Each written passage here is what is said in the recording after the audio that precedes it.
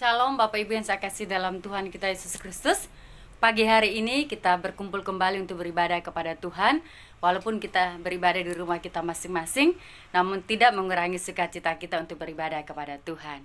Apa kabar Bapak Ibu Saudara? Harapan dan doa saya kiranya kita semuanya sehat dalam pimpinan dan penyertaan Tuhan. Sebelum mendengarkan firman Tuhan, saya mengajak kita berdoa terlebih dahulu. Mari kita berdoa. Terima kasih Tuhan Yesus buat pagi hari ini. Kami anak-anakmu boleh ada di sini, di rumah kami masing-masing, untuk kami bersekutu dan beribadah kepada Tuhan. Dan saat ini kami akan siapkan hati kami untuk mendengarkan firman-Mu. Tuhan, sebelum kami mendengar lebih jauh akan firman-Mu, kami mohon Engkau menjamah dan mengurapi kami dengan kuasa Roh Kudus-Mu, supaya kami boleh memahami apa maksud firman-Mu Tuhan. Hamba yang terbatas ini juga Tuhan urapi dengan kuasa-Mu, sehingga bukan hamba yang berbicara, tapi bila Allah Roh Kudus yang berbicara, sehingga kami semua mendengarkannya, kami boleh diberkati oleh firman Tuhan. Berbicaralah kepada kami Tuhan, kami bisa mendengarkan firman-Mu. Haleluya, amin. Saudaraku diberkati oleh Tuhan kita Yesus Kristus. Tema firman Tuhan hari ini adalah kasih yang sejati. Saya akan mengajak kita membaca firman Tuhan di dalam Yohanes pasal yang ke-21 ayat 15 sampai ayat yang ke-19. Saya akan membaca untuk kita semua. Gembalakanlah domba-dombaku. Sesudah sarapan, Yesus berkata kepada Simon Petrus, "Simon anak Yohanes, apakah engkau mengasihi aku lebih daripada mereka ini?" Jawab Petrus kepadanya, "Benar Tuhan, engkau tahu bahwa aku mengasihi engkau." Kata Yesus kepadanya, "Gembalakanlah domba-dombaku." Kata Yesus pula kepadanya untuk kedua kalinya, "Simon anak Yohanes, apakah engkau mengasihi aku?" Jawab Petrus kepadanya, "Benar Tuhan, engkau tahu bahwa aku mengasihi engkau." Kata Yesus kepadanya, "Gembalakanlah domba-dombaku." Kata Yesus kepadanya untuk ketiga kalinya, "Simon anak Yohanes, apakah engkau mengasihi aku?" Maka sedih hati Petrus karena Yesus berkata untuk ketiga kalinya, "Apakah engkau mengasihi aku?" Dan ia berkata kepadanya, "Tuhan, engkau tahu segala sesuatu, engkau tahu bahwa aku mengasihi engkau." Kata Yesus kepadanya, "Gembalakanlah domba-dombaku. Aku berkata kepadamu, sesungguhnya ketika engkau masih muda, engkau mengikat pinggangmu sendiri, dan engkau berjalan kemana saja kau kehendaki. Tetapi jika engkau sudah menjadi tua, engkau akan mengulurkan tanganmu dan orang lain akan mengikat engkau dan membawa engkau ke tempat yang tidak kau kehendaki." Dan hal ini dikatakannya untuk menyatakan bagaimana Petrus akan mati dan memuliakan Allah. Dan sesudah berkata demikian, ia berkata kepada Petrus, "Ikutlah aku." Saudaraku yang diberkati oleh Tuhan kita Yesus Kristus, kita hari ini berbicara tentang kasih. Apa itu kasih? Seringkali kita mendengar tentang kasih. Namun kasih seperti apa yang ingin Tuhan ajarkan kepada kita pada pagi hari ini? Kita akan melihat kasih yang diajarkan Yesus hari ini, berbicara tentang kasih yang sejati. Kasih sejati seperti apa? Kita akan melihat ada dua unsur kasih yang sejati. Unsur yang pertama adalah kesetiaan. Saudaraku, kesetiaan berbicara tentang setia sampai akhir. Saudara, ketika Yesus sudah ditangkap, sudah mati, apa yang terjadi? Murid-murid meninggalkan Yesus dan mereka begitu kecewa. Mereka kembali kepada profesi mereka semula. Dan ini yang dialami oleh Petrus dan teman-temannya. Mereka kembali kepada profesi mereka semula, yaitu sebagai penjala ikan. Dan mereka kembali ke tempat yang sama untuk menjala ikan. Dan saudara, melalui firman Tuhan juga hari ini, Yesus juga datang menemui mereka di tempat yang sama waktu mereka menjala ikan, yaitu di pantai Danau Tiberias. Yesus datang kepada mereka. Yesus datang ke pantai ini kembali kepada mereka. Dan di situ dikatakan sesudah sarapan, Yesus mendekati Simon Petrus dan bertanya kepada Petrus, "Simon anak Yohanes, apakah engkau mengasihi aku?" Dan pertanyaan ini ditanya Yesus kepada Petrus sebanyak 3 kali. Kenapa sampai 3 kali, saudara?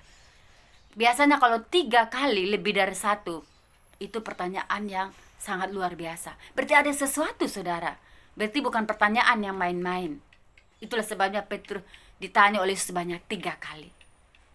Yesus bertanya kepada Petrus, "Petrus anak Yohanes, apakah engkau mengasihi aku?"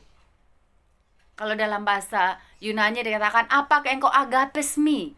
Agapes me ini berbicara tentang kasih yang sejati, kasih yang tulus, kasih yang tanpa pamrih. Dan apa jawaban Petrus? Engkau tahu Tuhan, aku mengasihi engkau.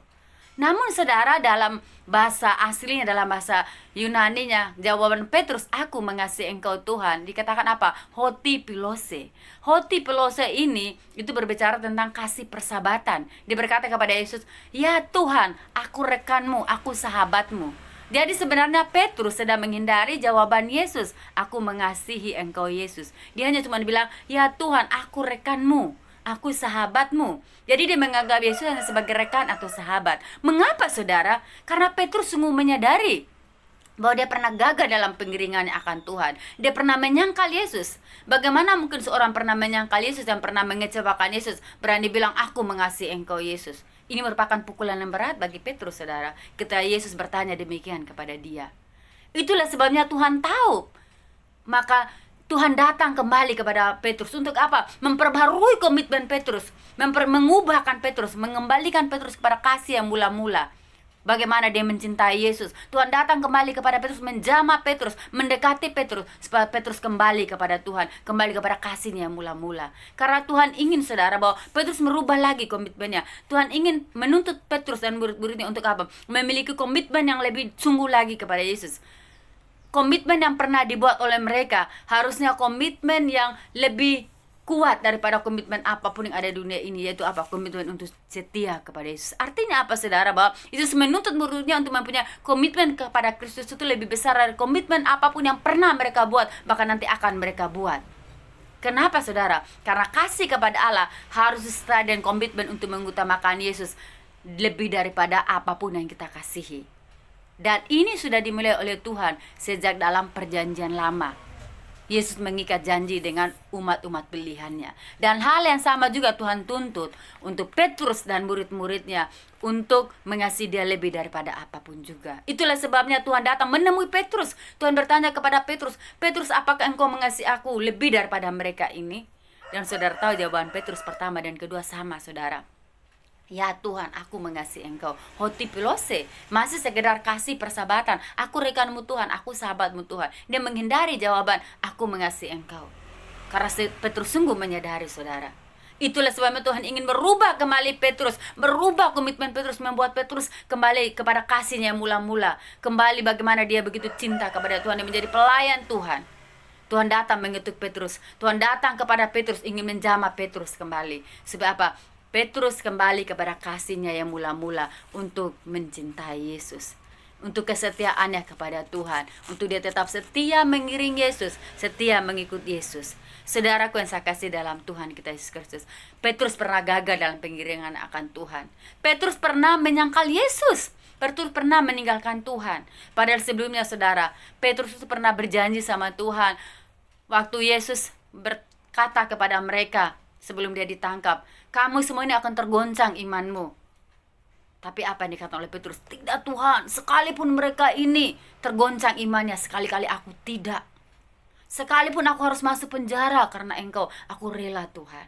Namun apa yang terjadi saudara? Ketika Yesus ditangkap, semua murid meninggalkan Yesus.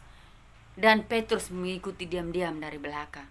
Namun ketika sampai di tempat di mana Yesus ditangkap, akan diadili saudara. Ketika diketahui oleh orang-orang dari situ, yaitu hamba yang ada di situ berkata, oh ini orang salah satu juga murid Yesus. Apa yang dikatakan oleh Petrus? Oh, aku tidak tahu apa yang kau katakan. Dia pura-pura nggak tahu saudara. Ketika orang lain lagi melihat di hamba lain, melihat bentuk ini Petrus ini juga salah seorang dari mereka, dia salah satu anggota mereka. Apa yang dikatakan oleh Petrus? Aku tidak kenal, aku nggak tahu apa yang kau katakan. Bahkan sampai 3 kali saudara. Orang ini juga adalah pengikut Yesus, itu ketahuan dari logatnya, dari gaya bahasanya. Tapi apa yang dikatakan oleh Petrus? Aku tidak kenal orang itu. Wah, luar biasa dia menyangkali saudara. Bahkan di kitab yang lain berkata bahwa sampai dia bersumpah dan mengutuk tidak mengenali Yesus. Itulah dasarnya tuh saudara. Padahal awalnya dia pernah berjanji sama Tuhan. Namun kesetiaannya kandas tengah jalan. Kandas karena ketakutan, kandas karena himpitan saat itu. Dia takut kepada orang yang banyak. Dia takut juga mengalami nasib yang sama seperti yang dialami oleh Yesus, karena dia adalah murid Yesus, sehingga dia juga takut. Itulah sebabnya saudara, ketika Yesus datang kembali kepada Petrus, Tuhan ingin merubah komitmen Petrus, merubah supaya Petrus menjadi seorang Petrus yang setia mengikuti Yesus, setia melayani Yesus, setia menjadi pengikut Yesus. Dan pertanyaan Yesus kepada Petrus sebanyak 3 kali itu pula, itu menembus penyangkalan Petrus sebanyak 3 kali. Tuhan ingin merubah Petrus, saudara. Dan sampai di pertanyaan yang ketiga dan di jawaban yang ketiga pula, Petrus bilang apa? Benar Tuhan, Engkau tahu isi hatiku. Dan Yesus berkata kepada dia, gembalakanlah domba-dombaku. Saudaraku, diberkati oleh Tuhan.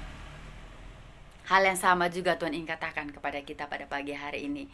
Anakku, apakah engkau mengasihi aku? Ketika Yesus berkata demikian kepada kita, bertanya kepada kita, apakah engkau mengasihi aku? Apa jawaban saudara dan saya pada saat ini? Apakah kita berkata, ya Tuhan, aku mengasihi engkau? Namun ada buktinya, saudara. Benar nggak kita kasih Tuhan? Buktinya apa? Benar nggak kita setia kepada Tuhan? Setia dalam hal apa? Setia dalam hal kita apa? Mengasihi Tuhan, bersekutu dengan Tuhan, membaca firman Tuhan, berdoa kepada Tuhan. Saudara, kalau kita berkata bahwa Tuhan, aku mengasihi engkau, aku sungguh-sungguh kepada Tuhan, aku menjadi pengikut Yesus. Tapi kalau kita berdoa saja malas, kadang kita ingat, kadang kita lupa, apalagi kalau sudah ngantuk, udah capek. Atau kita membaca firman Tuhan aja kita malas. Apakah kita pantas kita berkata, Tuhan, aku mengasihi engkau? Atau kita ke gereja pun cuma sekedar rutinitas. Apakah itu pantas dikatakan kita mengasihi Tuhan? Saya ragu, saudara. Kalau dikatakan bahwa Tuhan, aku mengasihi engkau Tuhan, itu dibuktikan dengan kerinduan yang sungguh-sungguh beribadah kepada Tuhan. Setia kepada Yesus, setia mengikuti sampai akhir hidup kita, saudara. Tidak tergoyahkan oleh apapun. Jangan sampai awalnya kita setia, namun di tengah jalan kandas kesetiaan kita oleh karena pergumulan. Banyak hal yang bisa membuat orang meninggalkan Tuhan, saudara. Karena kesulitan ekonomi, karena pergumulan, sakit penyakit. Mungkin sudah berdoa lama, dia tidak sembuh-sembuh, akhirnya apa? Kecewa dia meninggalkan Tuhan. Kecewa dia berpaling daripada Tuhan. Atau juga karena pasangan hidup. Karena laki-laki yang ganteng tega meninggalkan Tuhan. Karena suami yang yang kaya yang tidak seiman, dia rela meninggalkan Tuhan.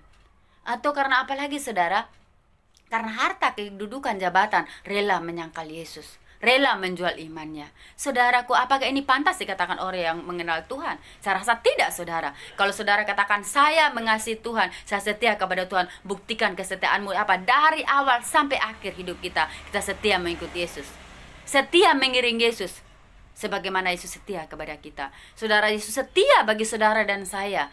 Dia setia mengasihi saudara dan saya. Dia tidak pernah meninggalkan kita. Dan hal yang sama juga Allah tuntut daripada kita, untuk kita mencintai dia dengan sungguh-sungguh, dengan sepenuh hati kita. Biar Tuhan mendapati kita tetap setia dalam pengiringan kita akan Tuhan. Amin. Makanya ada lagu dikatakan, biarlah ku setia, kiranya ku setia, hidup dan melayani engkau seumur hidupku. Biarlah ku setia, kiranya ku setia, sampai ku terima mahkotaku, kehidupan kekal. Setia sampai menerima mahkota yang kekal. Amin. Tuhan ingin kita setia mengiring Yesus sampai akhir hidup kita, sampai Tuhan datang kedua kali menjemput kita, kita didapati setia. Amin. Jangan pernah meninggalkan Yesus, jangan pernah tinggalkan Tuhan karena apapun, tapi setialah kepada Tuhan karena upah yang kekal, mahkota surgawi tersedia bagi saudara dan saya yang setia kepada Tuhan. Amin. Itu bukti kasih kita kepada Tuhan, yaitu setia kepada Tuhan. Bukti kasih yang kedua kita kepada Tuhan yaitu apa? Rela berkorban. Rela berkorban apa?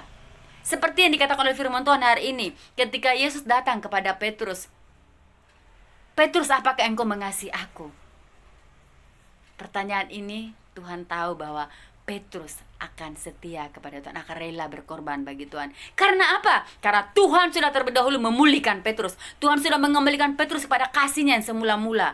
Itulah sebabnya Tuhan datang kembali di pantai Danau Tiberias, pantai yang sama di mana Tuhan pernah memanggil dia dari penjala ikan. Tuhan ingin merubah kembali komitmen Petrus kepada semula. Sebab apa? Dia setia lagi mengiring Yesus. Dia berkorban untuk Tuhan. Dan betul saudara, kesetiaan Petrus itu dia nyatakan kepada Tuhan. Dia rela berkorban untuk Tuhan. Saudara tahu dalam pelayanan Petrus, dia begitu luar biasa berapi-api dalam melayani Tuhan. Dia begitu semangat. Bahkan dikatakan dalam pelayanannya aja 3.000 jiwa loh bertobat.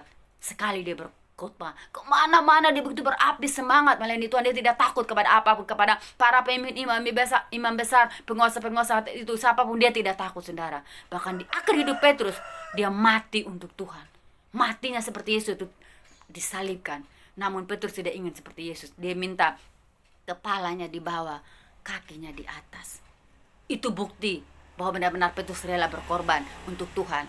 Dan saudara tahu, Petrus dikenal sebagai orang nomor 1 di Roma.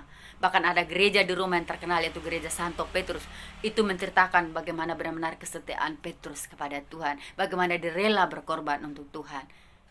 Karena apa? Karena cinta. Cinta mengikatkan Petrus kepada Tuhan. Cinta yang sama juga harus mengikatkan kita kepada orang yang kita cintai. Saudaraku, hal yang sama juga Tuhan ingin tanyakan kepada kita. Apakah kita rela berkorban untuk Tuhan?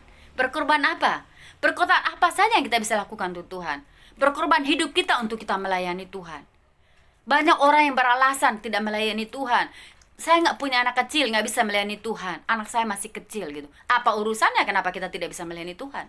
Atau saya sibuk, saya tidak bisa melayani Tuhan. Saudara, kita bisa melayani Tuhan. Jangan pakai alasan apapun.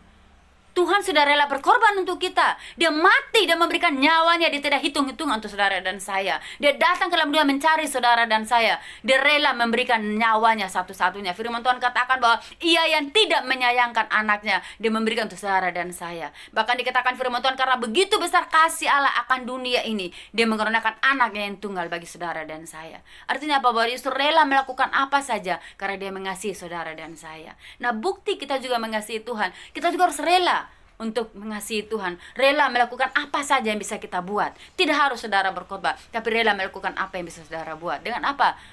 Engkau mengambil bagian dalam pekerjaan Tuhan. Melayani Tuhan dengan apa saja, tenaga kita. Misalnya kita bisa menjadi pemimpin pujian, kita bisa menjadi pengantar persembahan. Bahkan kita yang tidak bisa melakukan itu, kita bisa menjadi pendoa. Kita bisa menjadi apa? Memberikan uang dan harta kita bagi yang punya uang dan harta. Saya lihat juga banyak di gereja, ada orang yang punya ini berkat yang lebih. Mereka bisa memberi untuk Tuhan, memberi untuk pekerjaan Tuhan, memberi untuk pelayanan Tuhan, memberi untuk hamba-hamba Tuhan. Dan itu luar biasa saudara. Itu adalah bentuk kasih kepada Tuhan. Rela berkorban, dia memberikan uangnya, hartanya gitu.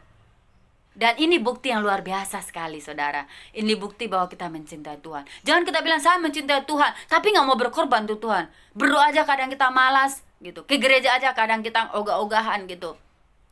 Saudaraku, seorang ibu yang punya anak, apalagi anak balita, saya rasa nggak bisa tidur kalau nggak bisa tidur nyenyak karena anaknya masih kecil. Saya saudara mengalaminya. Saya nggak bisa tidur tenang kalau anak saya belum tidur nyenyak. Apalagi kalau anak sakit saudara, saya bisa bergadang, rela sampai bergadang. Karena apa? Takut anak ini kenapa-kenapa gitu. Itu orang tua loh saudara. Apalagi Yesus yang sangat mengasihi saudara dan saya. Dia rela melakukan apa saja. Dia memberikan nyawanya karena dia mencintai kita. Nah, hal yang sama juga Allah inginkan terjadi dalam hidup kita. Mari kita mengasihi Tuhan yang sungguh-sungguh. Kasihilah Tuhan yang sepenuh hati kita, jangan setengah-setengah. Apa yang kita bisa buat bagi Tuhan, lakukanlah itu dengan setia. Lakukan itu dengan kesungguhan dan sungguh-sungguh kepada Tuhan. Saudaraku, saudara yang pernah jatuh cinta, ya, yang pernah muda, pernah pernah merasakan yang namanya cinta. Apa yang saudara lakukan? Kalau saudara bilang saudara mencintai pasangan saudara, saudara akan rela melakukan apa saja, betul? Contoh misalnya saudara rela menunggu lama. Mungkin saudara yang punya misalnya pacar, laki-lakinya ada di Cibinong, pacar yang ceweknya di Jakarta. Tapi karena cinta, janjinya jam 2, dia bisa datang jam 1 udah nyampe loh saudara, atau jam 12. Karena apa? Karena cinta. Dia memperhitungkan waktu, tenaganya, capeknya. Tapi dia melakukan semua ini dengan semangat. Karena apa? Karena cinta. Gitu. Atau ada lagi orang rela berkorban untuk pacarnya. Dia memberikan semuanya untuk pacarnya gitu. Karena apa? Dia rela memberikannya. Karena apa? Karena dia cinta, saudara gitu. Bahkan ada orang yang karena sakit cintanya, dia rela memberikan loh apapun yang diminta oleh pacarnya. Karena apa? Karena cintanya, saudara. Bahkan saya dulu ini teman pernah ada bercerita, Saking dia cinta sama pacarnya itu, dia kejar-kejar pacar kemanapun gitu. Dia nggak mikir mau panas, capek, hujan pun kemana pacarnya dia kejar, saudara. Karena apa? Karena saking dia cintanya, saudara. Dan puji Tuhan akhirnya dia dapat juga. Dia kejar gitu loh. Nah itu apa? Bukti cinta, saudara. Dia kejar orang yang dicintai. Nah kita juga kalau kita bilang kita cinta sama Tuhan, kejar Tuhan, cari Tuhan lebih sungguh-sungguh lagi, lebih dalam lagi. Jangan main-main dalam pengiringan akan Tuhan, saudara. Rela berkorban untuk Tuhan. Apa yang kita bisa buat? Berkorbanlah untuk Tuhan gitu. Jangan main-main dengan Tuhan gitu. Kalau Tuhan kasih kita kesempatan, pakailah untuk kita melayani Tuhan. Pakai untuk kita beribadah kepada Tuhan. Selagi kita masih hidup, dikasih kesehatan, kasih kesempatan oleh Tuhan, mari kita melayani Tuhan. Ingat saudara, hidup di dunia ini cuma sekali gitu. Jangan sampai kita sia-siakan. Mari kita pakai untuk melayani Tuhan, setia mengikut Yesus, setia berkorban untuk Dia, berkorban waktu kita, tenaga kita, hidup kita untuk melayani Tuhan, sehingga melalui hidup kita nama Tuhan dipermuliakan. Amin. Saya mengajak kita semua, saudara, kalau hari ini Tuhan kembali katakan kepada kita, apakah engkau mengasihi aku? Apakah kita menjawab, ya Tuhan, aku mengasihi engkau. Apakah kita rela berkorban untuk Tuhan? Mari kita rela berkorban untuk Tuhan. Karena itu yang Tuhan inginkan bagi kita. Karena apa? Tuhan pun tidak pernah hitung-hitungan, saudara dan saya. Jangan dalam keadaan senang kita setia kepada Tuhan. Tapi Tuhan ini dalam situasi apapun, suka maupun duka, kita setia kepada Tuhan. Dalam sehat atau maupun sakit, kita setia mengiring Yesus. Amin. Entah kita diberkati ataupun tidak, kita setia kepada Tuhan. Amin. Itu bukti kasih kita karena kita mencintai Tuhan. Cinta Yesus lebih daripada apapun. Lebih daripada apapun yang ada di dunia ini. Lebih daripada apapun yang ada pernah ada. Karena apa? Karena cinta Tuhan lebih besar daripada apapun Dia berikan kepada saudara dan saya. Bahkan nyawanya sendiri Dia berikan bagi saudara dan saya. Itulah sebabnya mari juga kita mencintai Dia. Mencintai Dia dengan sepenuh hati kita. Mencintai Dia dengan sepenuh raga kita, jiwa kita. Kita mengasihi Dia lebih daripada apapun. Amin. Biar firman Tuhan boleh memberkati kita. Firman Tuhan boleh menjadi kekuatan bagi kita supaya kita semakin mengasihi Tuhan lebih dan lebih daripada apapun juga di dunia ini. Biar firman Tuhan boleh memberkati kita pagi hari ini. Semangat, mari kita berdoa. Terima kasih Tuhan Yesus untuk firman-Mu hari ini. Terima kasih Tuhan Engkau mengajarkan kami supaya kami lebih lagi mencintai Engkau, lebih lagi setia dalam mengiring Engkau Tuhan, setia dalam suka maupun duka, tidak tergoncangkan oleh apapun Tuhan. Biar kami terus memperbarui komitmen kami untuk lebih dan lebih mencintai Engkau Tuhan. Dan kami juga rela berkorban untuk Tuhan, rela memberikan hidup kami, waktu kami, tenaga kami untuk melayani Engkau Tuhan. Terima kasih Tuhan buat firman-Mu. Suara manusia terhenti berbicara, tapi bila Allah Roh Kudus berbicara dalam hati kami, dan Tuhan mampukan kami untuk mengaplikasikan firman-Mu dalam hari lepas hari. Terima kasih Tuhan Yesus, dalam nama-Mu kami telah berdoa kepada Bapa di surga. Haleluya, amin. Biar firman Tuhan boleh menjadi berkat bagi kita semua, dan saya percaya kiranya firman Tuhan, damai sejahtera Tuhan boleh menyertai kita semua. Shalom.